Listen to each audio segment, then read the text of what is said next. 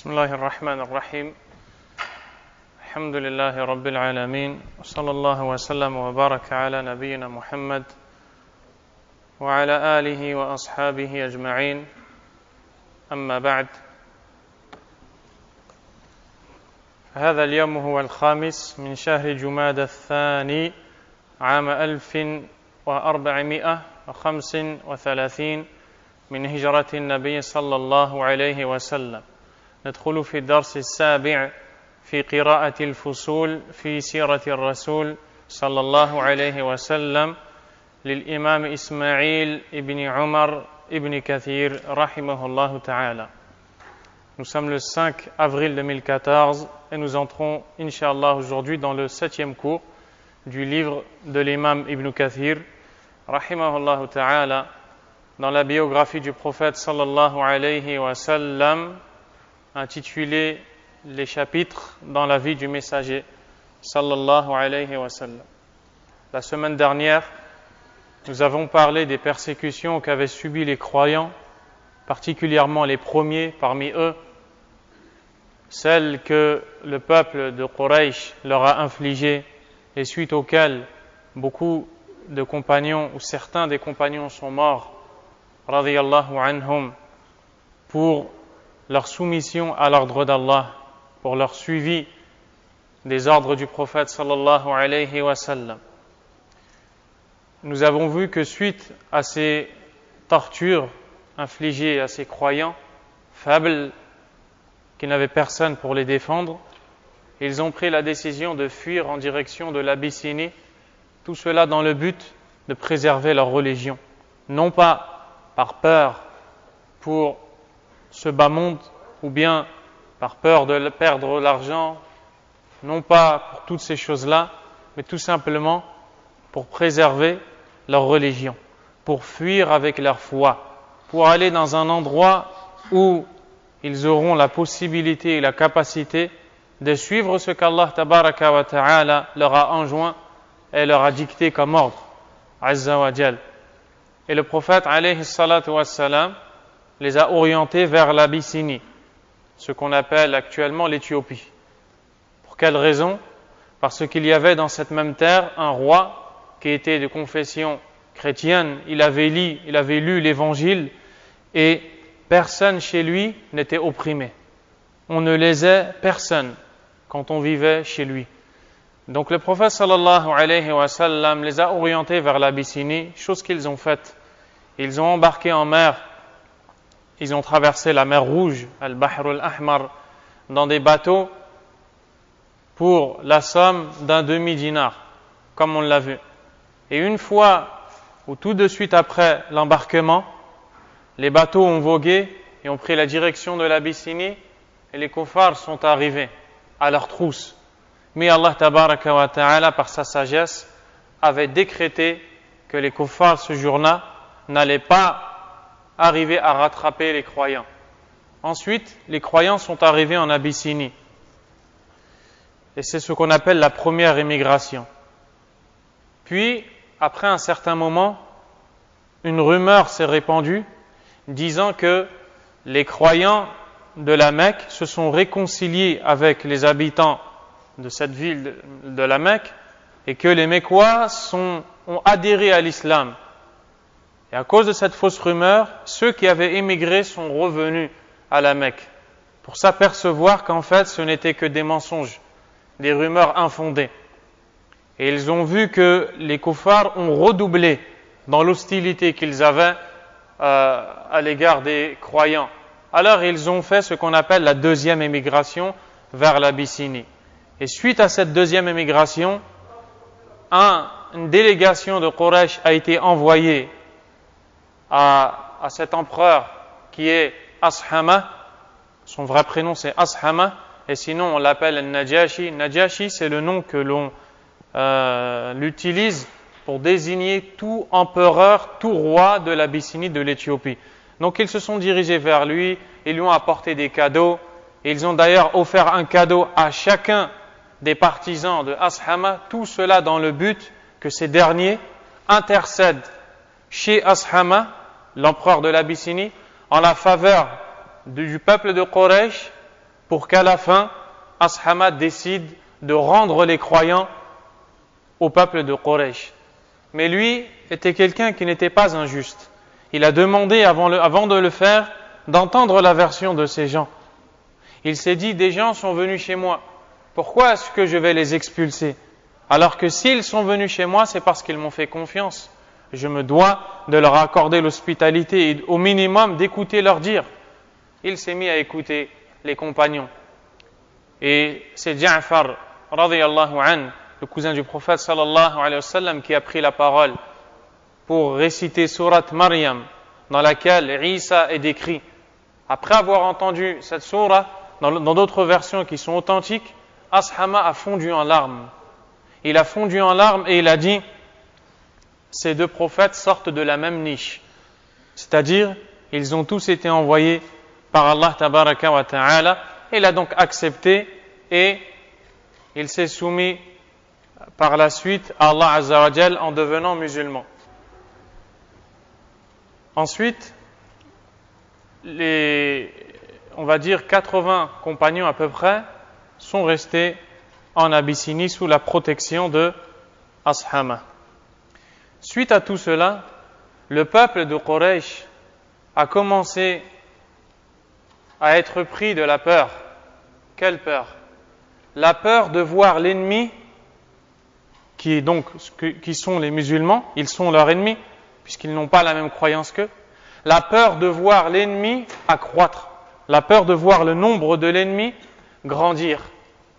Ils ont vu effectivement que la plupart du temps, quand une personne entendait le message de l'islam, cette dernière adhérait à ce message directement et se soumettait à Allah tabaraka wa ta'ala.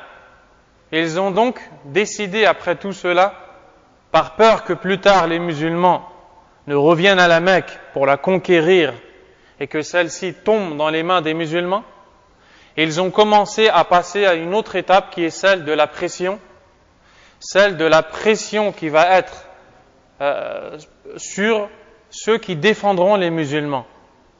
Et c'est ce chapitre qu'a cité l'imam Ibn Kathir rahimahullah ta'ala, intitulé Faslun Muqata'atu Quraysh li Bani Hashim wa Bani al-Muttalib. Chapitre Quraysh rompt avec les Bani Hashim et les Bani al-Muttalib. Les Bani, c'est-à-dire la descendance, ceux qui sont issus de Hashim et ceux qui sont issus de Al-Muttalib. Ces deux hommes, Hashim et Al-Muttalib, sont deux frères. Ils ont aussi deux autres frères, Abdu Shams et Naoufal. Ce sont donc 4 personnes, 4 hommes. Le premier s'appelle Hashim, le deuxième Muttalib, le troisième Abdu Shams, le quatrième Naoufal. Ils se sont divisés en deux.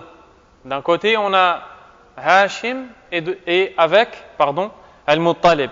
De l'autre côté, on a Abdu Shams et Naoufal. Dans quoi est-ce qu'ils se sont divisés en deux? Dans la défense du prophète sallallahu alayhi wa sallam. Quant à Abdu Shams et Naoufal, leur descendance, ils n'ont pas pris la défense du messager d'Allah alayhi salatu wa sallam.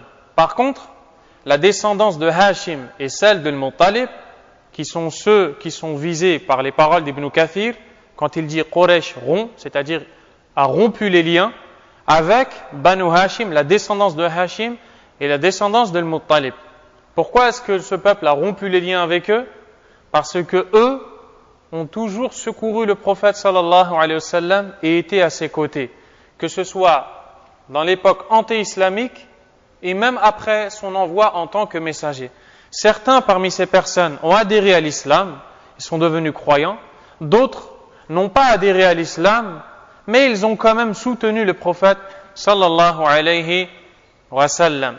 Ceux parmi les croyants qui ont soutenu le prophète sallallahu alayhi wa sallam, ils l'ont fait à la recherche de la récompense d'Allah tabaraka wa ta'ala. Ceux qui n'ont pas adhéré à l'islam et qui ont soutenu le prophète sallallahu alayhi wa sallam, ils l'ont fait non pas à la recherche de la récompense d'Allah, mais par amour pour leur tribu. par amour pour leur tribu, car les Arabes défendaient leur tribu, défendaient leur peuple. Et donc, comme le prophète sallallahu alayhi wa sallam faisait partie de leur peuple, ils ont pris sa défense, malgré le fait qu'ils les contredisaient dans leur dogme, dans leur foi. Donc, quand Quraysh a vu que la descendance de Hashim et celle de Al-Muttalib, donc ces deux tribus ont pris la défense du prophète sallallahu alayhi wa sallam, ils ont décidé de rompre les liens avec eux, de les boycotter et de leur affliger un blocus et d'empêcher les gens de s'approcher d'eux, de leur apporter des vivres et toutes ces choses-là. Tout cela dans le but que ces derniers donnent le prophète sallallahu alayhi wa sallam à Quraysh pour qu'il l'exécute. Et l'islam avait pénétré toutes les maisons, une majeure partie des maisons de Quraysh, à un point où, comme nous allons le voir, des grands compagnons se sont convertis à l'islam, comme Hamza, qui est l'oncle du prophète sallallahu alayhi wa sallam paternel, le frère de son père, et en même temps son frère de lait.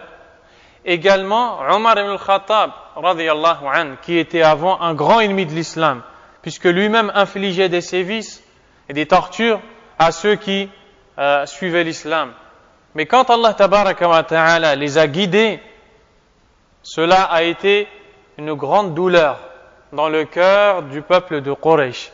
Ibn Kathir rahimahullah ta'ala a dit, donc comme d'habitude, on lit en arabe et ensuite en français, incha'Allah. ثم أسلم حمزة عم رسول الله صلى الله عليه وسلم وجماعة كثيرون وفشى الإسلام.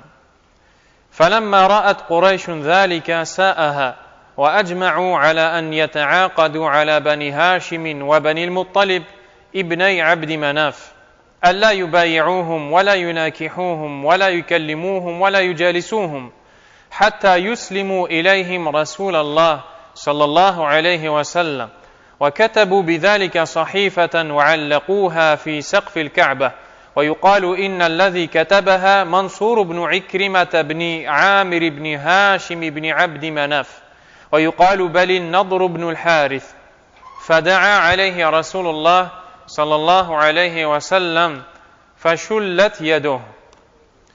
Ibn Kathir rahimahullah ta'ala a dit: affligé par la propagation de l'islam et la multiplication des conversions, dont celle de Hamza, l'oncle paternel du messager d'Allah, sallallahu alayhi wa sallam, les membres de la tribu Quraysh décidèrent de s'unir contre les deux clans descendants de Abdu Manaf, les Bani Hashim, le clan du prophète, sallallahu alayhi wa sallam, et les Bani al-Muttalib. Selon le pacte qu'ils conclurent, ils ne devaient ni leur prêter allégeance, ni se marier avec eux, ni leur adresser la parole, ni même s'asseoir avec eux, tant qu'ils ne leur livreraient pas le messager d'Allah, sallallahu alayhi wa sallam. Ils rédigèrent les termes du pacte sur un parchemin qu'ils accrochèrent au toit de la Kaaba. Celui qui fut chargé de mettre par écrit les clauses de ce pacte est, dit-on, Mansour ibn Ikrimah ibn Amir ibn Hashim ibn Abdi Manaf. Selon d'autres, il s'agit de An-Nadr ibn al-Harith. Le messager d'Allah sallallahu alayhi wa sallam invoqua Allah contre lui, si bien que sa main en sera paralysée. Donc, ici Ibn Kathir rahimahullah ta'ala nous enseigne la cause de ce blocus, la cause de ce boycott infligé aux croyants par le peuple de Quraysh, infligé aux croyants, mais aussi ceux qui ne sont pas croyants parmi la descendance de Banu Hashim, d'où est issu le prophète, sallallahu alayhi wa sallam, et Banu al-Muttalib, parce qu'ils ont pris la défense du prophète, sallallahu alayhi wa sallam. Quelles sont ces causes? La conversion de gens qui chez eux étaient des têtes, des gens émérités, des gens respectés, reconnus, redoutables. Parmi ceux-ci, nous avons Hamza, donc le du prophète sallallahu alayhi wa sallam, mais nous avons aussi Omar qui n'a pas été cité dans ce passage. Au sujet de Omar, le prophète sallallahu alayhi wa sallam a dit dans un hadith authentique qui nous est rapporté par son fils, Abdullah, fils de Omar, radiyallahu anhuma, le prophète alayhi salatu wassalam a dit: Allahumma a'izz al-islam bi ahabbi ar-rajulayn ilayk, Abi Jahl, Amr ibn Hisham, ou Omar ibn al-Khattab. Oh Allah, renforce l'islam par ton préféré de ces deux hommes, Abu Jahl ou bien Omar ibn al-Khattab. Abu Jahl est une tête des mécréants de Quraysh et des polythéistes. Il est une personne reconnue chez eux, respectée. Tout comme l'est Omar ibn al-Khattab radiyallahu anhu. Et le prophète sallallahu alayhi wa sallam sait pertinemment, de par la sagesse et l'intelligence qu'Allah azza wa jal lui a donnée, que pour que son prêche puisse se propager et prendre une grande ampleur, il a besoin de soutien. Il a besoin de soutien physique, il a besoin de soutien moral, il a besoin de la présence de personnes qui vont être la cause de la propagation de sa religion. Et donc, il a regardé quelles sont les personnes les plus respectées, pour s'apercevoir qu'il y a Abu Jahl et Omar ibn al-Khattab radiyallahu anhu. Omar ibn al-Khattab radiyallahu anhu était un homme redouté. Il était connu des gens de par sa corpulence, à un point où quand les gens le voyaient dans les marchés, ils pensaient qu'il était sur le dos d'une monture, tellement il était grand et fort, radiyallahu anhu.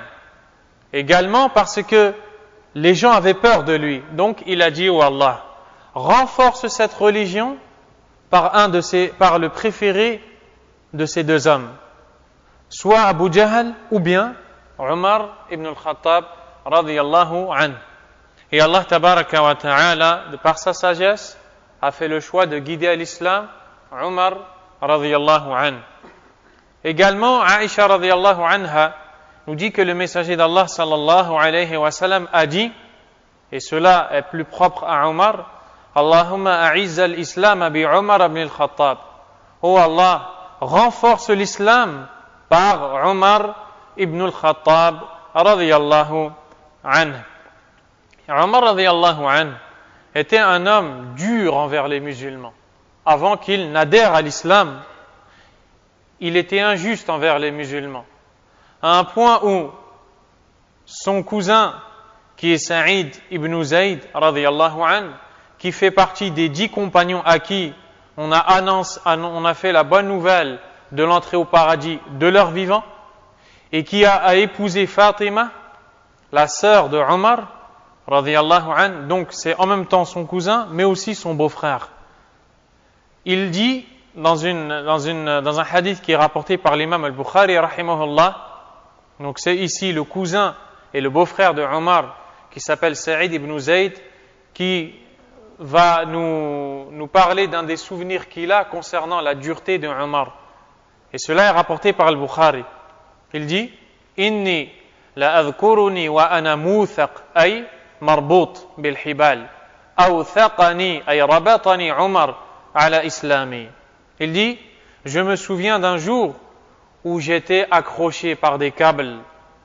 C'était Omar qui m'avait attaché à cause de mon islam. Donc voici ce que faisait Omar aux gens qui se convertissaient à l'islam. Ici, lui, nous dit qu'il se souvient du jour où Omar n'était pas croyant. Il était un ennemi d'Allah tabaraka wa ta'ala, à un point où il l'avait attaché à des câbles et il l'avait empêché de bouger, empêché de manger, empêché de se déplacer. Tout cela parce qu'il était musulman. Et Abdullah ibn Mas'ud radiyallahu anhu, qui est d'ailleurs le plus grand savant des compagnons dans les causes des révélations de versets, il connaît pourquoi les versets sont révélés quand il y a des causes. Ce même compagnon disait: Lam nazal a'izzatan mundhu aslama Omar. Nous n'avons cessé d'être forts et de devenir plus forts quand Allah a guidé à l'islam Omar radiyallahu anhu. Omar radiyallahu anhu, quand il s'est converti à l'islam, sachez avant tout que quand un des habitants de Quraysh décidait d'entrer dans cette religion, il le faisait en cachette. Puis quand le peuple de Quraysh apprenait la nouvelle, qui pour lui est terrible, qu'un homme est entré dans l'islam, il se précipitait immédiatement vers ce même homme pour le faire souffrir, pour le frapper, pour le violenter, pour l'opprimer. Tout cela dans le but qu'il décide de sortir de cette religion. Et il faisait cela à tout le monde. Et les compagnons se cachaient. Quand Omar radiyallahu anhu s'est converti à l'islam, c'est lui qui allait frapper à la porte des gens pour leur dire, c'est Omar ibn al-Khattab, j'atteste que nulle autre divinité qu'Allah mérite l'adoration et que Mohammed est le prophète et messager d'Allah, messager et serviteur d'Allah sallallahu alayhi wa sallam. À un point où il est monté dans une... Tout d'abord, il frappait dans les portes et les gens disaient, qui est-ce? Omar. C'est Omar, je suis venu t'annoncer que je suis musulman. Et alors il fermait la porte et il ne lui ouvrait pas. Puis il est monté sur une colline, il a crié et il a appelé les gens. C'était après la prière du Fajr, ou après le lever du soleil, pardon, parce que les prières ont été révélées bien après ça. C'était après le lever du soleil, il est monté sur une colline et il a appelé les gens, en hurlant, et en leur disant, Omar ibn al-Khattab s'est converti à l'islam. Il atteste que seul Allah a le droit à l'adoration et que Mohammed est son serviteur et son messager. Et alors, la plupart des gens du peuple de Quraysh se sont précipités sur lui et ils se sont mis à le rouer de coups et lui se défendait autant qu'il le pouvait car il était fort, radiyallahu anhu, et cela jusqu'à ce que le soleil se soit complètement levé. C'est-à-dire à peu près pendant 2 heures, il s'est bagarré, radiyallahu anhu, jusqu'à ce qu'un homme est arrivé qui était connu chez le peuple de Quraysh et qui a intercédé pour Omar en disant à ces gens qui le frappaient de le laisser. Et alors ils l'ont laissé. Et après la conversion de Omar, radiyallahu anhu, Hamza s'est converti à l'islam, radiyallahu anhu. Ce qui a renforcé considérablement les musulmans, puisque à partir de la conversion de Omar et Hamza, 2 hommes braves, forts, courageux, les musulmans pouvaient appliquer leur religion devant tout le monde, alors qu'avant ils ne pouvaient pas le faire. Et certains disent parmi les historiens que les musulmans sortaient et ils formaient deux lignes et chacune était dirigée par Hamza et Omar. Et cela devant le regard de Quraysh qui était impuissant et qui ne pouvait rien faire. Donc, à cause de tout ça et de tout ce que vous venez d'entendre, ils ont décidé de passer à une autre étape qui est celle du boycott, du blocus, dans le but que les musulmans délaissent leur religion. Et si vous méditez bien cette biographie qu'on étudie, puis vous comparez ce qui s'est passé à ce qui se passe au jour que nous vivons avec les musulmans, vous verrez que l'histoire ne cesse de se renouveler. L'histoire se renouvelle. Et cette biographie, on ne la lit pas juste parce que c'est une histoire passée. On la lit aussi pour en tirer des leçons. Regardez ce qui se passe avec le prophète, alayhi salatu wassalam. N'est-ce pas ce que vous voyez au jour d'aujourd'hui? Dans beaucoup de pays musulmans, les musulmans ne sont-ils pas privés? N'inflige-t-on pas des blocus, du boycott aux musulmans? On leur empêche leur vivre, on leur empêche de manger, de boire. Pourquoi? Parce qu'ils disent La ilaha illallah, Muhammad Rasulullah, parce qu'ils veulent se soumettre à Allah subhanahu wa ta'ala. C'est donc l'histoire qui se renouvelle. Et qu'est-ce qui va aider les musulmans à affronter ces situations de la meilleure manière? Qu'est-ce qui va les aider à patienter, à endurer, à savoir comment se comporter, si ce n'est l'étude du comportement qu'a eu le prophète sallallahu alayhi wa sallam quand ces choses lui sont arrivées, sallallahu alayhi wa sallam. Donc, ils ont eu entre eux un pacte. Ils ont eu un contrat entre eux qu'ils ont écrit sur comme il le dit ici, un parchemin, barakallahu fik. Ils ont écrit un pacte sur un parchemin dans lequel ils se mettaient d'accord pour priver les musulmans de leurs biens, de leur nourriture, de leur vivre. Et que si un de ces gens-là qui avait signé ce pacte allait aider les musulmans, alors il lui serait arrivé telle et telle chose, le meurtre, les menaces et toutes ces choses-là. Et c'est donc ce qui s'est passé. Ensuite, ils ont pris ce parchemin et l'ont attaché au-dessus de la Kaaba, de sorte à ce qu'il soit vu par les musulmans, dans le but qu'il soit pris par la peur, mais aussi par les kuffars, ceux qui défendaient le prophète, sallallahu alayhi wa sallam, et encore ceux qui avaient signé ce pacte. Dans le cas où, s'ils avaient envie de rompre ce dernier, ils le verraient ou ils le voyaient accroché au-dessus de la Kaaba, et alors ils ne s'avanceraient pas pour rompre ce pacte.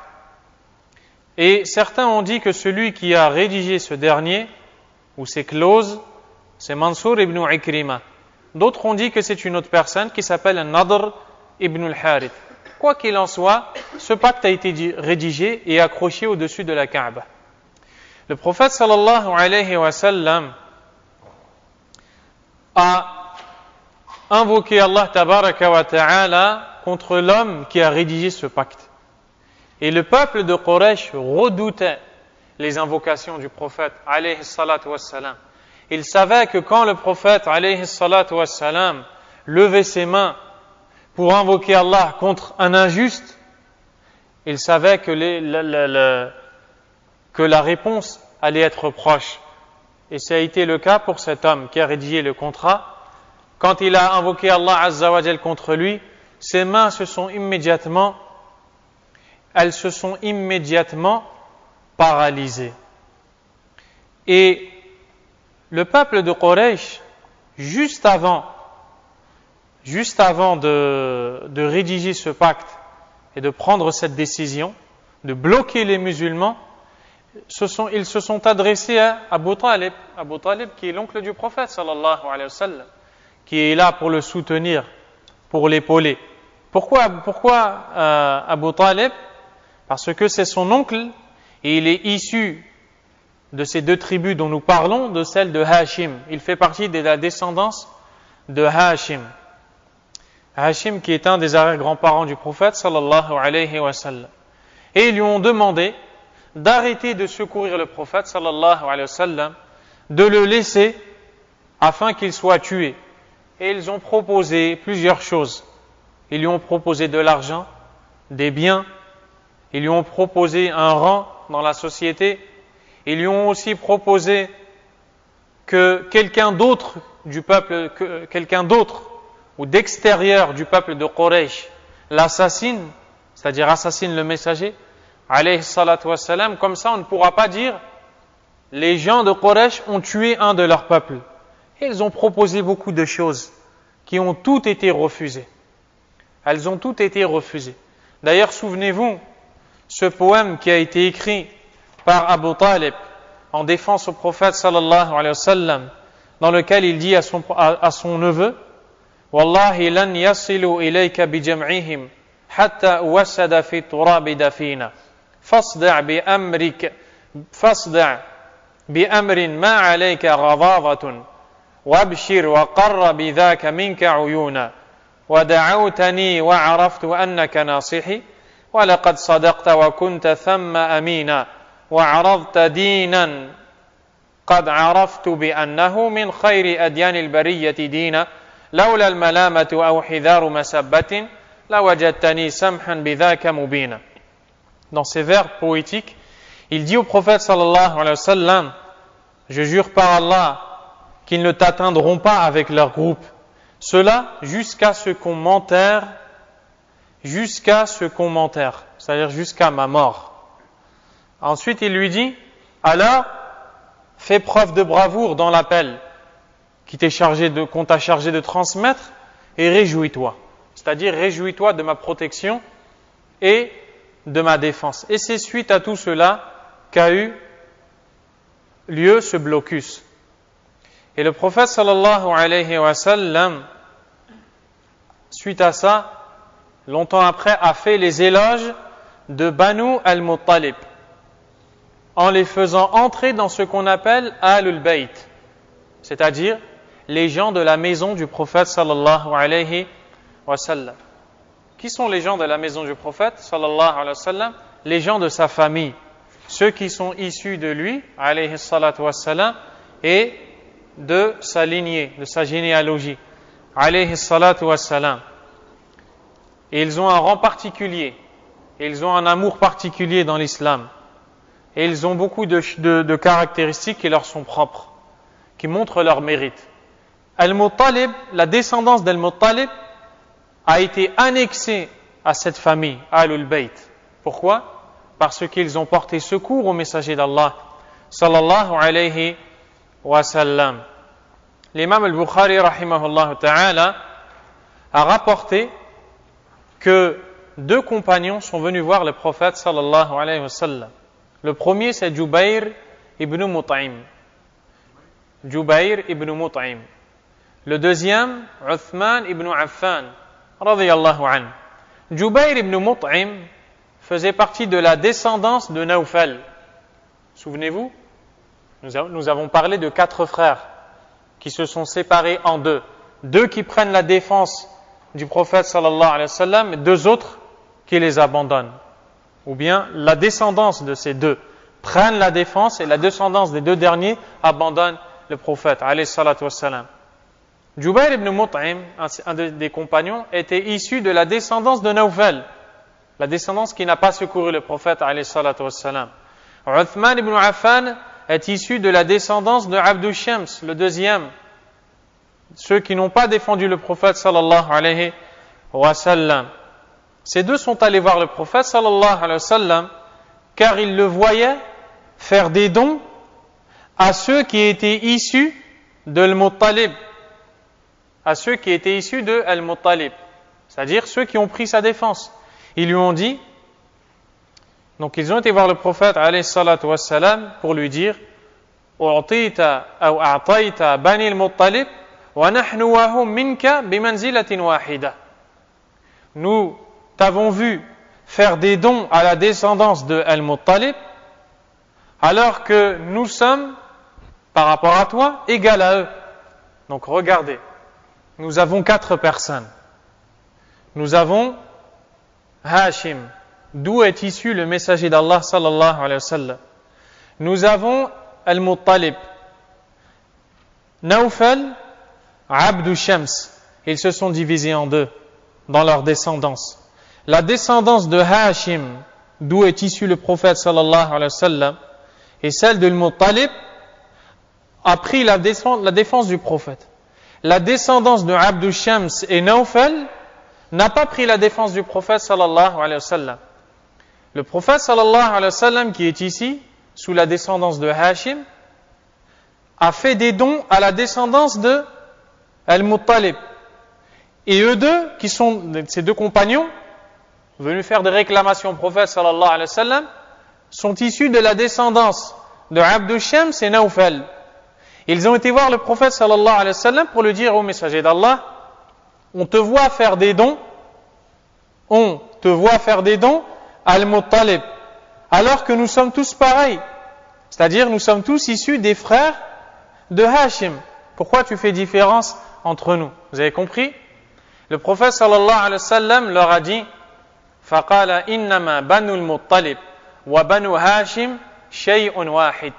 Il leur a dit, la descendance de Al-Muttalib et celle de Hashim ne sont qu'une seule et même chose. Qu'est-ce qui a fait que la descendance d'Al-Muttalib a rejoint celle de Hashim, d'où est issu le prophète, sallallahu alayhi wa sallam? Le secours apporté au prophète, alayhi salatu wa sallam, par ces derniers. C'est pourquoi les savants ont compté la descendance d'Al-Muttalib dans la maison du prophète, sallallahu alayhi wa sallam. Pendant ce blocus, certains parmi ceux qui ont éprouvé de la pitié pour les croyants, et ce blocus, sachez qu'il a duré 3 ans de famine, 3 ans de difficultés, d'endurance et de patience, dans le but d'obéir à Allah Azza wa Jal et de secourir l'islam. Pendant ce blocus, il y avait des gens de Quraysh qui avaient de la compassion et de la pitié pour les compagnons à qui on a infligé ce blocus. Alors ils partaient la nuit avec de la nourriture, avec du blé, avec de l'orge, pour qu'ils puissent faire du pain, pour qu'ils puissent manger un minimum. Et quand Quraysh voyait ces gens-là en cachette aller donner de la nourriture au prophète, ou aux compagnons, radiyallahu anhum, il leur infligeait des sévices et il les frappait lourdement. Donc nous allons lire la suite. Ibn Kathir rahimahullah ta'ala a dit وهناك عمل أبو طالب وانحاز إلى الشعب بنو هاشم وبنو المطلب مؤمنهم وكافرهم إلا أبا لهب لعنه الله فإنه ظاهر قريشا وبقوا تلك الحال لا يدخل عليهم أحد نحوا من 3 سنين وهناك عمل أبو طالب قصيدته المشهورة جزى الله عنا عبد شمس ونوفل عقوبة شر عاجلا غير آجل. Donc, Ibn Kathir rahimahullah ta'ala a dit les Bani Hashim et les Bani al-Muttalib, musulmans et croyants, à l'exception notoire d'Abu Lahab, qu'Allah le maudisse, ainsi que ses enfants, trouvèrent refuge sur les terres d'Abu al-Muttalib, où ils vécurent près de 3 années, subissant un blocus oppressant. C'est là qu'Abu Talib composa son fameux poème qui débute ainsi: qu'Allah punisse le clan de Abd Shams et celui de Nawfal. Souvenez-vous, Abd Shams et Nawfal, les 2 générations ou les 2 tribus qui n'ont pas secouru le prophète sallallahu alayhi wa sallam. Abu Talib, l'oncle du prophète sallallahu alayhi wa sallam, qui est issu de la descendance de Hashim, écrit des vers poétiques dans lesquels il invoque Allah Azza wa Jal contre ces gens-là, car ils n'ont pas défendu le prophète sallallahu alayhi wa sallam. Et il dit qu'Allah punisse le clan de Abd Shams et celui de Nawfal. Et dans le reste des vers poétiques, il leur dit et qu'il leur inflige une dure punition empressément, qui n'est pas retardée. C'est-à-dire qu'Allah les châtie le plus rapidement possible. Et ensuite, on va lire la suite. ثم سعى في نقض تلك الصحيفة أقوام من قريش فكان القائم في أمر ذلك هشام بن عمرو بن ربيعة ابن الحارث بن حبيب ابن جذيمة ابن مالك بن حسل بن عامر بن لؤي مشى في ذلك إلى مطعم بن عدي وجماعة من قريش فأجابوه إلى ذلك وأخبر رسول الله صلى الله عليه وسلم قومه أن الله قد أرسل على تلك الصحيفة الأرضة حيوان تأكل فأكلت جميع ما فيها إلا ذكر الله عز وجل فكان كذلك ثم رجع بنو هاشم وبنو المطلب إلى مكة وحصل الصلح برغم من أبي جهل عمرو بن هشام. Ibn Kathir rahimahullah ta'ala a dit: puis les membres de la tribu de Quraysh s'employèrent à rompre le pacte dont les termes avaient été consignés sur le parchemin. Allah Azza wa Jal a mis dans le cœur de gens de Quraysh, on ne parle pas de croyants, de rompre ce pacte. Allah Azza wa Jal a fait en sorte que des gens de Quraysh, qui sont eux-mêmes amenés à respecter ce pacte, il a mis dans leur cœur l'envie de rompre le pacte et de l'annuler complètement, d'annuler ce blocus. Allah Azza wa Jal a mis la pitié dans leur cœur. Et alors, qu'est-ce qui s'est passé? Ils ont été pour le déchirer. À l'origine de cette initiative se trouvait Hisham ibn Amr jusqu'à la fin du nom. Il alla trouver Mut'im ibn Adi et un certain nombre de membres de la tribu de Quraysh qui accueillirent favorablement sa proposition. Le messager d'Allah sallallahu alayhi wa sallam informa alors sa tribu qu'Allah avait envoyé des vers qui avaient rongé l'ensemble du parchemin, à l'exception du nom d'Allah Tout-Puissant, subhanahu wa ta'ala. Et cela fait partie des miracles d'Allah. Et à travers cela, Allah nous montre qu'il secourt son prophète, qu'il secourt les gens qui appellent à sa religion. Regardez, on a rusé contre eux, On a écrit un pacte sur un parchemin dans lequel on a indiqué qu'on allait infliger ce blocus aux musulmans.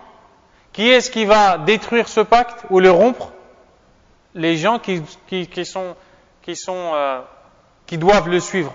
Les gens qui eux-mêmes, peut-être, l'ont signé. Allah Azza wa Jalla a mis dans le cœur de ces gens-là de rompre ce pacte.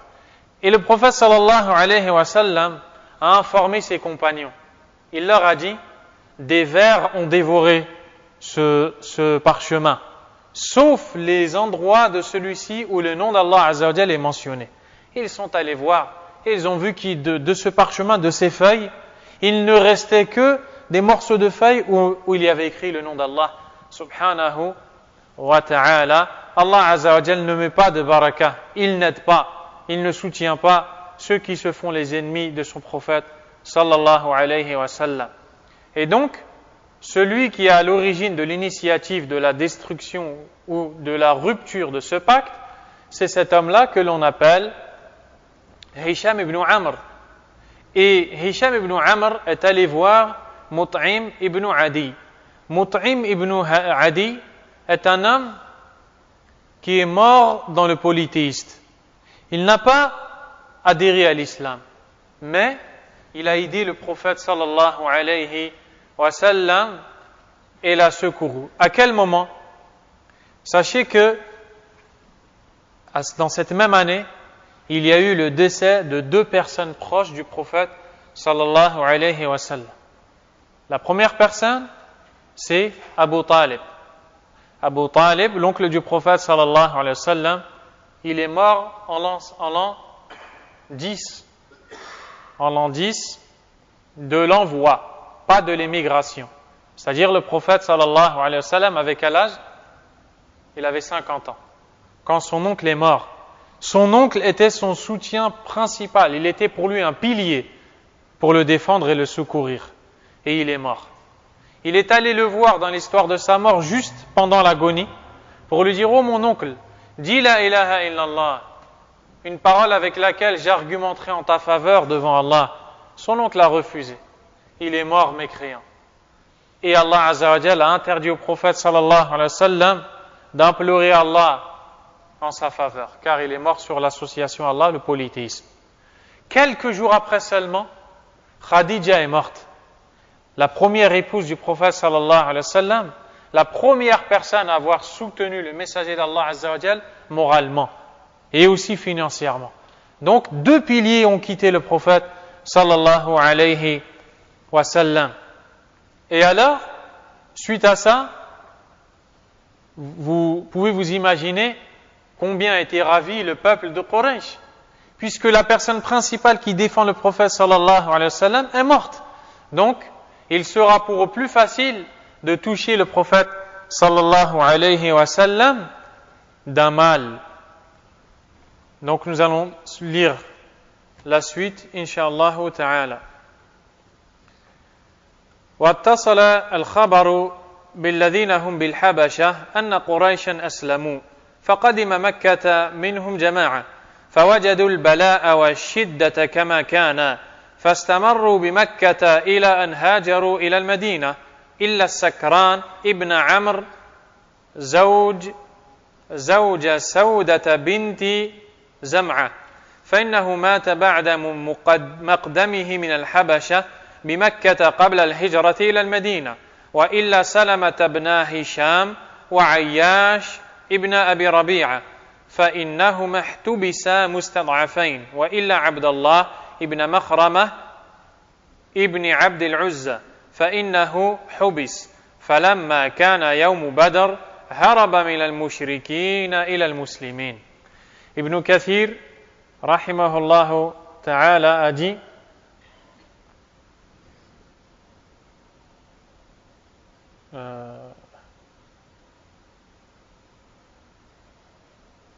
et effectivement les choses s'étaient déroulées comme indiqué. Les Bani Hashim et les Bani al-Muttalib retournèrent donc à la Mecque, donc après le blocus, retournèrent donc à la Mecque et la réconciliation fut scellée entre les différents clans de Quraysh, en dépit de Amr ibn Hisham, plus connu par son surnom Abu Jahl. Abu Jahl était un des pires ennemis de l'islam. Et il n'a pas supporté cette défaite, car pour lui c'est une défaite. On n'a pas réussi jusqu'ici à anéantir les musulmans. On n'a pas réussi jusqu'ici à atteindre le prophète des musulmans, sallallahu alayhi wa sallam. La rumeur selon laquelle Quraysh avait embrassé l'islam parvint alors aux musulmans installés en Abyssinie. Et encore une rumeur fausse qui s'est répandue jusqu'à arriver en Abyssinie. Quelle est cette rumeur? La rumeur, c'est de dire que les gens de Quraysh se sont convertis à l'islam. Donc si les gens de Quraysh se sont convertis à l'islam, on n'a plus besoin de rester en Abyssinie. On va revenir à la Mecque. Et c'est ce qu'ils ont fait. Mais lorsqu'une partie d'entre eux arriva à la Mecque, ils constatèrent que les musulmans étaient soumis aux mêmes épreuves et aux mêmes persécutions. Ils ont vu en fait qu'il n'y avait rien de tout ce qu'on leur a dit et que ces informations étaient fausses.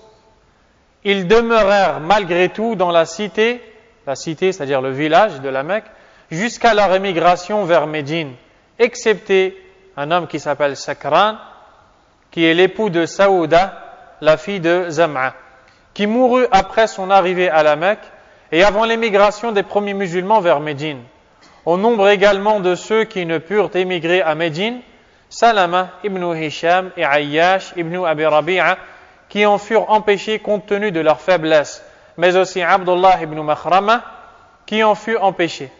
Puis, au cours de la bataille de Badr, ce dernier put échapper aux polythéistes et trouver refuge chez les musulmans. Donc ici, il nous a parlé de certains des compagnons qui n'ont pas pu émigrer, à Médine. Et l'émigration à Médine, c'est un grand chapitre qu'on va voir après, Inch'Allah ta'ala. Le dernier qu'il a cité a réussi à prendre la fuite et à sortir ou à quitter les Mécois, comment? Le jour de Badr. La bataille de Badr, c'est une bataille qui n'était pas prévue. À la base, c'était un convoi des habitants de la Mecque, Quraysh, les mécréants, les associateurs, qui se dirigeaient vers un endroit pour faire du commerce. Et ils sont passés proches du prophète sallallahu alayhi wa sallam.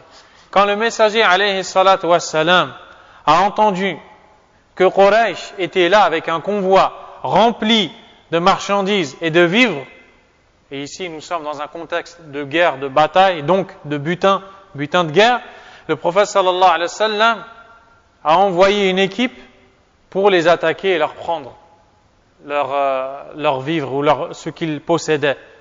Et suite à ça a découlé la grande bataille de Badr. Et les musulmans ont gagné.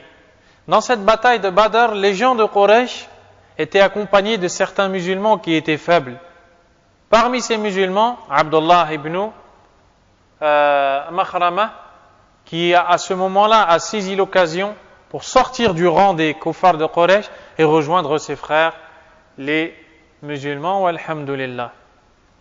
Et avec cela, on a fini le chapitre qui concernait le blocus infligé aux musulmans et aux croyants. Ibn Kathir, rahimahullah ta'ala, va maintenant parler de la sortie du prophète sallallahu alayhi wa sallam en direction du village de At-Ta'if, le village d'où a été chassé le prophète sallallahu alayhi wa sallam. قال ابن كثير رحمه الله تعالى: خروج النبي صلى الله عليه وسلم إلى الطائف، فلما نقضت الصحيفة وافق موت خديجة رضي الله عنها وموت أبي طالب، وكان بينهما 3 أيام، فاشتد البلاء على رسول الله صلى الله عليه وسلم من سفهاء قومه وأقدموا عليه، فخرج رسول الله صلى الله عليه وسلم إلى الطائف لكي يؤوه وينصروه على قومه ويمنعوه منهم، ودعاهم إلى الله عز وجل، فلم يجيبوه إلى شيء من الذي طلب، وآذوه أذى عظيما لم ينل قومه منه أكثر مما نالوا منه. Donc, le prophète sallallahu alayhi wa sallam a eu beaucoup de choses, il a rencontré beaucoup d'épreuves pendant cette année. La mort de son oncle, et aussi le malheur qu'il ne s'est pas converti à l'islam, la mort de son épouse Khadija radiyallahu anha. Suite à tout ça, les ennemis ont commencé à se rapprocher de lui, à essayer de le tuer, à essayer de lui faire du mal. Et le prophète sallallahu alayhi wa sallam a décidé de quitter Mecca pour aller à Taïf. Pour leur demander l'asile et la protection. Et il est d'ailleurs sorti, et quand il est arrivé là-bas, sallallahu alayhi wa sallam, il s'est fait chasser. Et d'ailleurs, ce sont les enfants de Taïf et les faibles d'esprit parmi eux qui l'ont chassé en le lapidant, en lui lançant des pierres, sallallahu alayhi wa sallam. Et quand il est sorti, il était accompagné de Zayd ibn Haritha. Il est allé à Taïf avec Zayd ibn Haritha, qui est l'esclave affranchi, dont on a parlé, qui fait partie des premiers convertis à l'islam. Il est allé avec lui à Taïf. Ibn Kathir, rahimahullah ta'ala, a dit, la rupture du pacte dirigé contre les Bani Hashim et les Bani al-Muttalib coïncida avec la mort de Khadija et celle d'Abu Talib, que seuls 3 jours séparèrent. Donc Abu Talib est mort, et 3 jours après, Khadija, radiyallahu anha. Le messager d'Allah, sallallahu alayhi wa sallam, fut alors plus durement éprouvé par les insensés, ou bien on peut dire aussi les faibles d'esprit, de son peuple, qui fut de plus en plus enhardi à sa rencontre. C'est comme ça qu'on dit, Abdul Ghani? C'est la 4e ligne. Enhardi à son encontre. Barakallahu fi. Donc, il se sentait plus fort contre le prophète sallallahu alayhi wa sallam. Le prophète sallallahu alayhi wa sallam se rendit donc à Taïf, où il espérait trouver un asile, des soutiens et une protection contre son peuple. Il invita donc ses habitants à se soumettre à Allah Tout-Puissant. Mais plutôt que de répondre à son appel, ils le maltraitèrent plus durement encore que son propre peuple.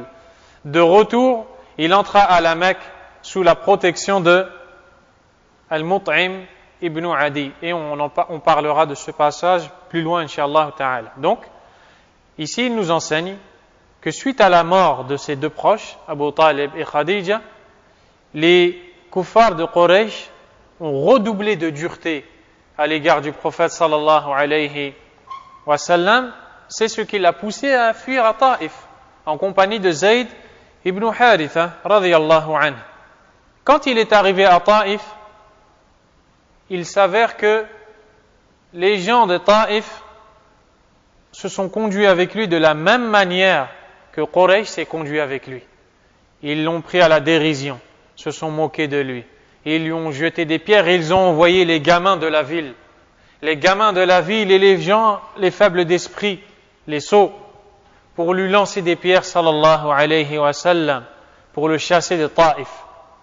Le prophète, sallallahu alayhi wa sallam, porte le message d'Allah, tabaraka wa ta'ala. Il quitte un endroit où on ne l'accepte pas pour un autre. Peut-être que dans celui-ci, on va l'accepter. Et quand il arrive dans ce deuxième endroit, il se rend compte que les gens n'ont aucune différence avec les gens du premier endroit. Et ils ont tout fait pour le rabaisser, sallallahu alayhi wa sallam. Mais vous allez voir, Inch'Allah, en étudiant sa biographie, que tout cela faisait partie de la sagesse d'Allah Azza wa Jal. Et que derrière tout ça, Allah Ta'ala avait caché un résultat immense de toute cette endurance, de toute cette patience, puisque tous ces gens-là vont se convertir à l'islam par la suite. Donc ils ont chassé le prophète, sallallahu alayhi wa sallam, et ils ont refusé d'accepter son message.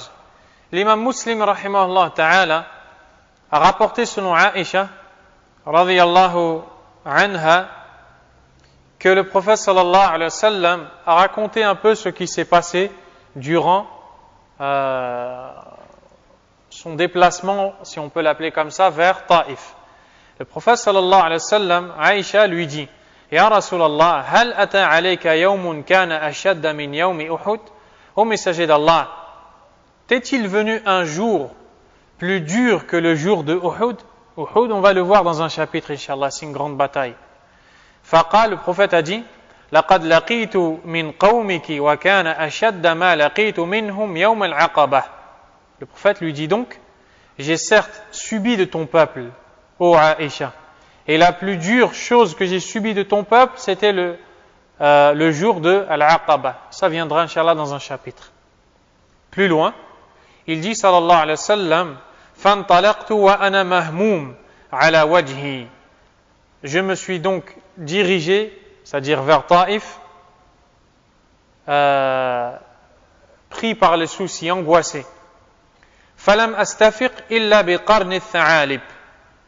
Et donc jusqu'à ce qu'il est arrivé à un endroit qu'on appelle Qarn al-Tha'alib. À ce moment-là, il a repris conscience. Donc il était rongé par le souci, sallallahu alayhi wa sallam, que son message n'est pas accepté. Jusqu'à arriver à cet endroit. Il dit, فَرَفَعْتُ رَأْسِي. J'ai donc levé ma tête.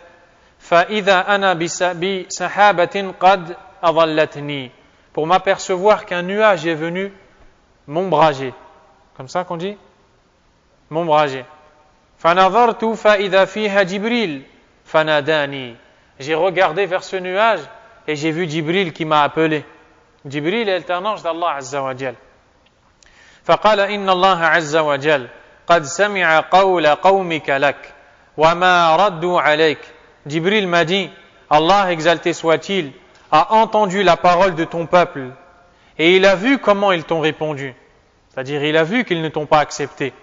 وقد بعث إليك ملك الجبال لتأمره بما شئت فيهم. Et il t'a envoyé l'ange des montagnes pour que tu lui ordonnes ce que tu veux qu'il fasse de ces gens-là. Jibril est venu avec l'ange des montagnes. Taïf est un endroit qui se situe, si on peut dire, dans une vallée entre deux grandes montagnes. Jibril est venu avec l'ange des montagnes et a dit au prophète sallallahu alayhi wa sallam, Allah a vu le comportement de ces gens-là. Il a vu que ces gens n'acceptent pas ton message. Il m'a envoyé avec l'ange des montagnes pour que tu lui ordonnes ce qu'il veut. Si tu veux, il fait écraser ces deux montagnes et alors tous ses habitants mourront. Donc plus loin il dit Qala fanadani malakul jibal. L'ange des montagnes m'a appelé. Wa sallama alayhi. Il m'a salué. Thumma qala ya Muhammad. Puis il m'a dit ô Muhammad, Inna Allah qad sami'a qawla qawmika lak. Allah a entendu la parole de ton peuple. Wa ana malakul jibal. Et je suis l'ange des montagnes. وقد بعثني ربك إليك لتأمرني بأمرك فما شئت. Et ton Seigneur m'a envoyé vers toi pour que tu m'ordonnes ce que tu veux. إن شئت أن أطبق عليهم الأخبشين. Si tu veux, je resserre contre eux ces deux montagnes. Les montagnes qui sont énormes, l'ange des montagnes dit, si tu veux, je les resserre contre eux. Contre qui? Ces gens qui se sont moqués de lui et qui lui ont lancé des pierres, qui n'ont pas accepté son message. Regardez la situation. On a humilié le messager d'Allah, sallallahu alayhi wa sallam. On lui a lancé des pierres. Ce sont les enfants, les gamins qui lui ont lancé des pierres. On l'a chassé. Il est parti. L'ange des montagnes arrive et lui demande, est-ce que tu veux que je resserre contre les montagnes? Et il est dans son droit de dire oui, sallallahu alayhi wa sallam, puisque cet ange est envoyé par Allah. C'est Allah Azza wa Jal qui a envoyé cet ange pour lui dire, on fait ce que tu veux. Ce que tu veux, je le fais. Mais le prophète sallallahu alayhi wa sallam est envoyé comme miséricorde pour les mondes.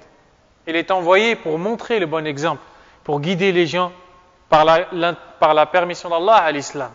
Il dit, فقال له رسول الله صلى الله عليه وسلم بل أرجو أن يخرج الله من أصلابهم من يعبد الله وحده لا يشرك به شيئا.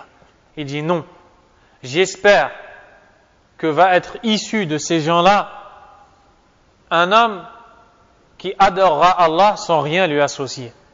Regardez, subhanallah, le souci du messager d'Allah, sallallahu alayhi wa sallam. Un peuple l'a rejeté. Un peuple a essayé de l'humilier. Un peuple l'a lapidé. Un ange d'Allah Azza wa Jal est envoyé. Cet ange lui dit, Allah m'a dit de te dire que tu m'ordonnes ce que bon te semble. Et si tu veux, je serre les deux montagnes et on les écrase tous et ils sont morts.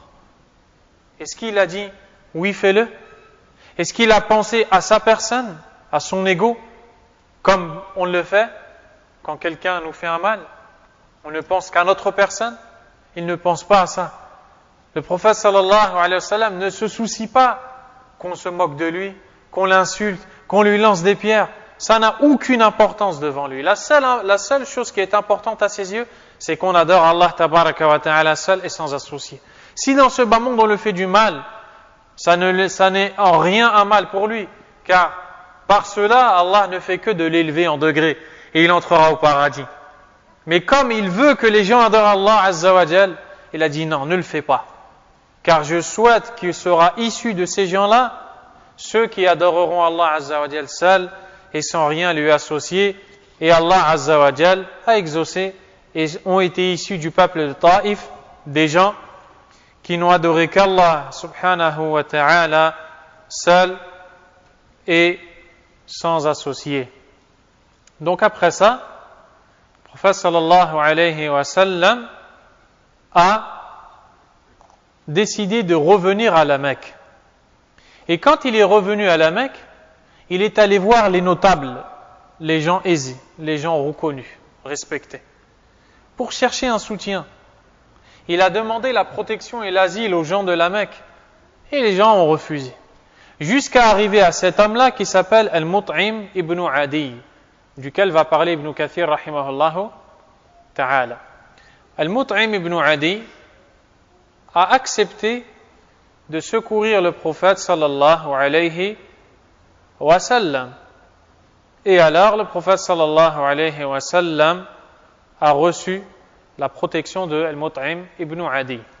Ibn Kathir rahimahullah ta'ala a dit, de retour, il entra à la Mecque sous la protection de Al-Mut'im ibn Adi ibn Nawfal ibn Abdi Manaf et poursuivit sa prédication.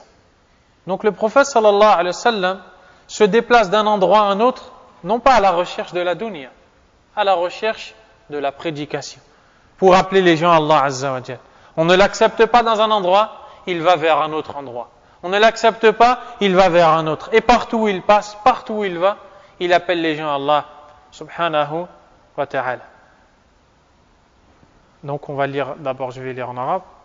Il dit, فَرَجَعَ عَنْهُمْ ودخل مكة في جوار المطعم بن عدي بن نوفل بن عبد مناف وجعل يدعو إلى الله عز وجل فأسلم الطفيل بن عمرو الدوسي ودعا له رسول الله صلى الله عليه وسلم أن يجعل الله له آية فجعل الله في وجهه نورا فقال يا رسول الله أخشى أن يقولوا هذا مثله فدعا له فصار النور في سوطه فهو المعروف بذي النور ودعا الطفيل قومه إلى الله فأسلم بعضهم وأقام في بلاده فلما فتح الله على رسوله خيبر قدم بهم في نحو من 80 بيتا. Ibn Kathir rahimahullah ta'ala a dit, At-Tufayl ibn Amr al-Dawsi embrassa alors l'islam. At-Tufayl ibn Amr al-Dawsi est un homme qui était éloquent dans les paroles. Il connaissait la poésie, il connaissait la langue arabe et il savait l'utiliser. Avant qu'il arrive à la Mecque, les kuffars de Quraysh se mettaient à l'entrée et aux abords de la Mecque pour intercepter toute personne qui arrivait à la Mecque, car c'était une contrée où les gens allaient, que ce soit pour le commerce ou pour accomplir le pèlerinage. Comme on l'a dit, ils accomplissaient un pèlerinage avant, ils allaient à la Kaaba. Ils allaient donc à l'entrée de la Mecque pour intercepter toute personne qui arrivait à la Mecque. Pourquoi? Qui est-ce qui a la réponse? Pourquoi? Naam. Pour les empêcher, pour les dissuader de suivre le messager d'Allah sallallahu alayhi wa sallam. Il se mettait à l'entrée de la Mecque et il disait Muhammadun majnoun, Muhammadun kada, Muhammadun kada, Muhammad est fou, Muhammad, il ne faut pas l'écouter, c'est un menteur, c'est un sorcier, faites attention, un homme s'appelle Muhammad, il dit être envoyé par Allah, il dit être le messager d'Allah. Et voilà que ils essayaient de ternir l'image du prophète sallallahu alayhi wa sallam dans le but que ses suiveurs ou dans le but que les gens ne le suivent pas sallallahu alayhi wa sallam. At-Tufayl ad-Dawsi est un homme qui connaît la poésie, qui connaît la langue arabe. Qu'est-ce qu'il fait quand il entre à la Mecque? Il met du coton dans ses oreilles pour ne pas entendre la parole du prophète sallallahu alayhi wa sallam. Mais au bout d'un moment, il se dit, je suis doué de raison, j'ai toute ma raison, je comprends la langue arabe, je sais ce qu'elle représente, je la connais, je sais l'utiliser, je vais écouter cette parole. Si cet homme-là est véritablement un sorcier, un voyant, etc., alors je vais le voir puisque je m'y connais dans cette langue. Par contre, si c'est la vérité, alors peut-être qu'il y aura autre chose. Il est parti écouter le prophète sallallahu alayhi wa sallam. Il a entendu le Coran. Il a dit, je connais la poésie, je connais la langue arabe, cette parole n'a rien à voir avec la poésie. Elle n'est pas la parole d'un homme. Et il a adhéré à l'islam, et c'est comme ça qu'il s'est converti à l'islam, radiyallahu anhu. Puis il dit, embrassa alors l'islam. Le prophète sallallahu alayhi wa sallam implora Allah de lui donner un signe. Allah azza wa jal a invoqué Allah pour qu'il donne un signe à Tufayl. Pourquoi? Tufayl a un peuple. Le prophète sallallahu alayhi wa sallam veut que le peuple de Tufayl entre dans l'islam. Le prophète sallallahu alayhi wa sallam, dans son prêche, il réfléchit, il est sage, il regarde qu'est-ce qu'il va choisir. Car il sait que si les têtes se convertissent, les autres vont suivre. Et alors les musulmans vont grandir. Donc, il décide d'invoquer Allah azza wa jal pour mettre un signe à Tufayl, pour convaincre son peuple. Allah fit naître une lumière sur son visage. Et alors Tufayl a eu une lumière resplendissante sur son visage. Mais Tufayl lui fit remarquer, ô messager d'Allah, je crains qu'ils ne disent qu'il s'agit d'une mutilation. Le prophète sallallahu alayhi wa sallam invoqua de nouveau Allah en sa faveur, si bien que la lumière se retrouva dans son fouet, le fouet qu'il avait en ses mains. Tufayl exhorta lui-même les siens à se soumettre à Allah, ce que fit une partie d'entre eux. Donc une partie de son peuple s'est convertie à l'islam. Il demeura dans sa patrie, jusqu'au jour où Allah ouvrit les portes de Khaybar à son messager. Khaybar, c'est un chapitre qu'on va voir, Inch'Allah, c'est une conquête qui a apporté énormément de butin aux compagnons. Après Khaybar, ils sont devenus riches à un point, ils ne savaient même plus quoi faire de ce qu'ils avaient en leur possession. At-Tufayl entra alors à la Mecque accompagné de près de 80 familles. Et donc, dans ce passage, on retire beaucoup de leçons. Et parmi les plus importantes, on voit l'exemple du prêcheur Allah Azza wa Jal. Celui qui appelle au Coran et à la Sunna. Celui qui invite les gens à l'islam, pur, authentique. Qui invite les gens au tawhid, à l'unicité d'Allah Azza wa Jal, va avoir des ennemis. Ennemis de l'extérieur et ennemis de l'intérieur.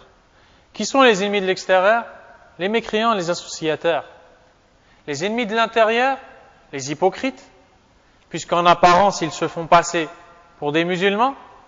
Et parmi les ennemis de l'intérieur qui sont arrivés après le prophète, sallallahu alayhi wa sallam, al-mubtadi'a, les innovateurs, les gens qui suivent les sectes et les groupes égarés. Et à chaque fois que le prêcheur va appeler au Coran et à la Sunna, il va avoir des ennemis. Et ces ennemis vont tenter de ternir son image. Pourquoi? Car ils sont en rupture d'arguments. Avec les arguments, ils ne pourront pas te convaincre. Comme avec les arguments, ils ne pourront pas te convaincre, toi le prêcheur, qu'est-ce qu'ils vont faire? Ils vont ternir ton image. Ils vont aller faire croire aux gens que tu es mauvais. Ils vont faire croire aux gens que tu n'aimes pas les musulmans.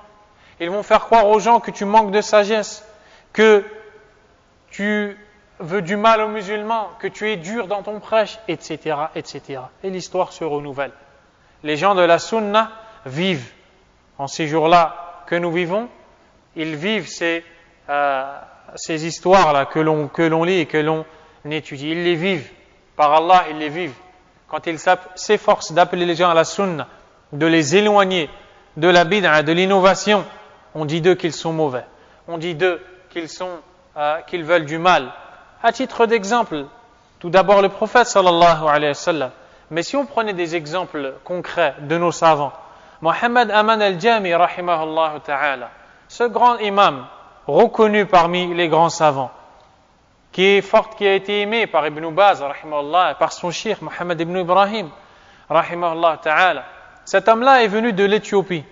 C'est un Africain d'Éthiopie. Il a quitté l'Éthiopie avec son ami pour aller accomplir al-Hajj à la Mecque. Et il l'a fait à pied.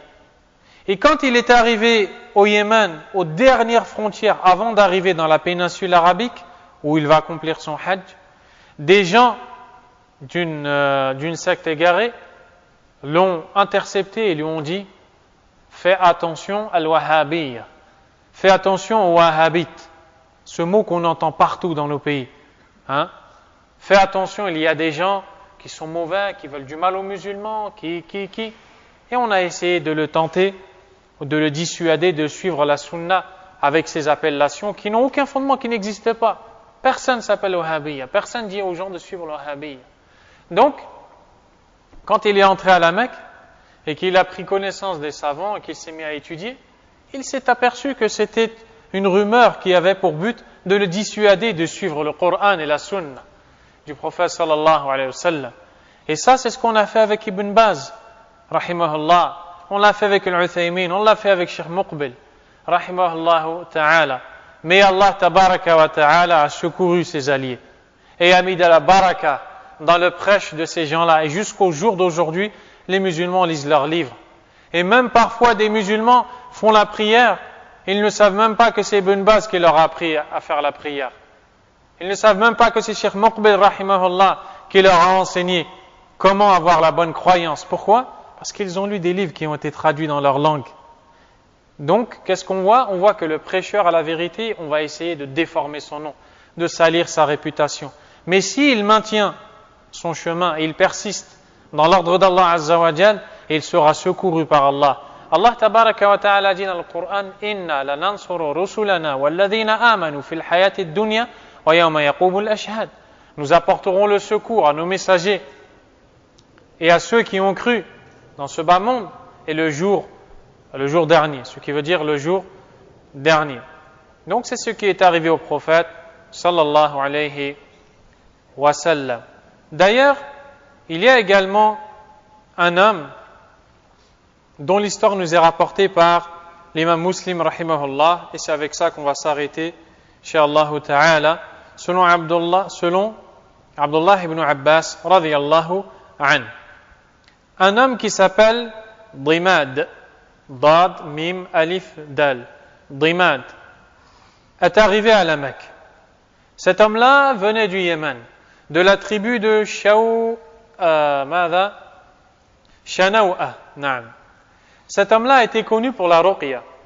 Il avait l'habitude de faire des incantations aux malades. Il s'y connaissait dans ce domaine. Il y avait des ruqya qui étaient interdites, qui relèvent de l'acte d'association, comme vous l'avez vu dans Kitab Tawhid avec Ibrahim. Et il y avait des ruqya qui étaient permises. Lui, il savait les faire, ces ruqya-là. Et donc, il avait l'habitude de soigner les gens par la ruqya. Quand il est arrivé à la Mecque, il a entendu les faibles d'esprit dire « Mohammed est fou, Mohammed a perdu la raison. » فقال لو أني رأيت هذا الرجل لعل الله يشفيه على يدي. Il a dit, si je rencontre cet homme-là, donc ici il n'est pas encore musulman, il entend qu'il y a un homme qui s'appelle Mohammed qui appelle à l'islam, et cet homme-là en vérité il est fou, il a perdu la raison. Comme il s'y connaît dans la ruqya, qu'est-ce qu'il dit? Il dit, quand je vais rencontrer cet homme, je vais lui faire ruqya, peut-être qu'Allah va le guérir.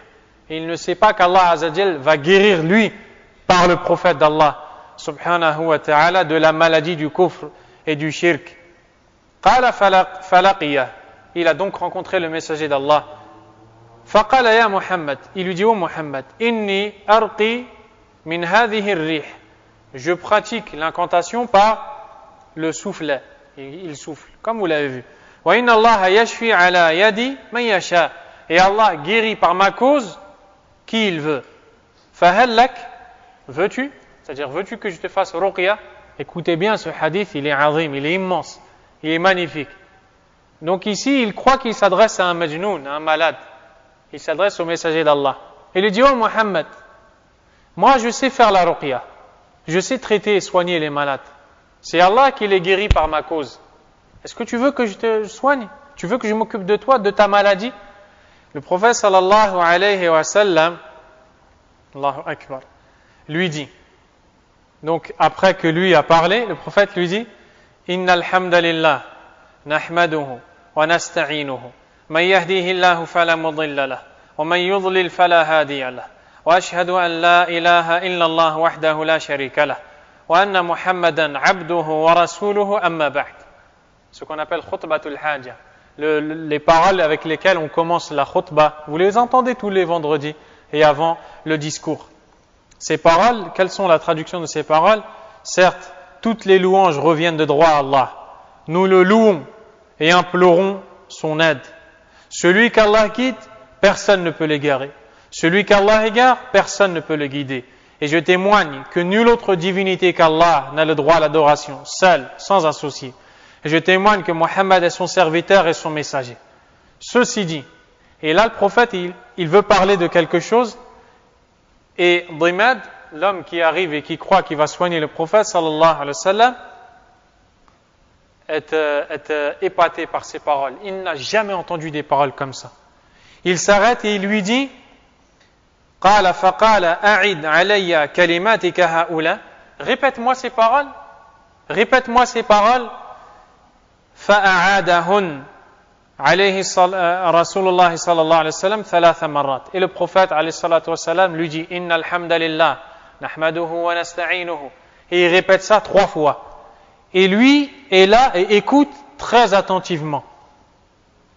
قال فقال لقد سمعت قول الكهنة وقول السحرة وقول الشعراء فما سمعت مثل كلمات هؤلاء ولقد بلغنا نعوس البحر. Il dit, après méditer, il dit, certes, j'ai entendu les paroles des devins, j'ai entendu les paroles des sorciers, j'ai entendu les paroles des poètes, et elles n'ont rien à voir avec ces paroles-là. Elles n'ont rien à voir avec ces paroles-là, elles n'ont aucune ressemblance avec ces paroles-là. Il dit, فَقَالَ هَاتْ يَدَكْ أُبَايِعْكَ عَلَى الْإِسْلَامِ. Donne-moi ta main, que je te prête allégeance pour adopter l'islam comme religion. قَالَ فَبَايَعَهُ. Il a donc serré la main au prophète sallallahu alayhi wa sallam et est devenu musulman. فَقَالَ رَسُولُ اللَّهِ صلى الله عليه وسلم وَعَلَى قَوْمِكَ. Il lui dit, je te prête allégeance. Le prophète sallallahu alayhi wa sallam lui dit, et ton peuple aussi. C'est-à-dire, tu t'engages aussi à ce que ton peuple entre dans l'islam. Pourquoi? C'est une tête dans son peuple. Et le prophète sait comment appeler les gens à l'islam. Et en général, la tête du peuple qui fait quelque chose va être suivie par le peuple. Qala wa alayya qawmi. Il dit, oui, mon peuple aussi. C'est-à-dire, mon peuple aussi va te suivre. Qala faba'atha Rasulullah sallallahu alayhi wa sallam sariyatan famarru biqawmih. فقال صاحب السرية للجيش هل أصبتم من هؤلاء شيئا فقال رجل من القوم أصبت منهم مطهرة فقال ردوها فإن هؤلاء قوم ضماد. Et ensuite le prophète sallallahu alayhi wa sallam a envoyé une expédition militaire. Donc c'est plus tard, plus loin. Il a envoyé une expédition militaire. Ce sont des compagnons qui, on va dire, font les contrées des ennemis pour les appeler à l'islam. Et quand ils sont passés par ce peuple, ils ont pris quelque chose du butin. Et quand on a demandé, vous avez pris quelque chose? Oui, répondirent-ils. On leur a dit, rendez-leur car ils sont le peuple de Dimad. Donc le peuple qui a adhéré à la religion d'Allah subhanahu wa ta'ala. Et c'est ainsi que s'achève le chapitre concernant le déplacement du prophète sallallahu alayhi wa sallam à Taïf, puis son retour à la Mecque et le soutien qu'on lui a apporté quand il est revenu à la Mecque. Et on reprend Inch'Allah samedi prochain avec le voyage nocturne et l'ascension du prophète sallallahu alayhi wa sallam. Wallahu a'lam wa sallallahu wa sallam wa baraka ala nabiyyina Muhammadin wa ala alihi wa ashabihi ajma'in. سبحانك اللهم وبحمدك أشهد أن لا إله إلا أنت أستغفرك وأتوب إليك بارك الله فيكم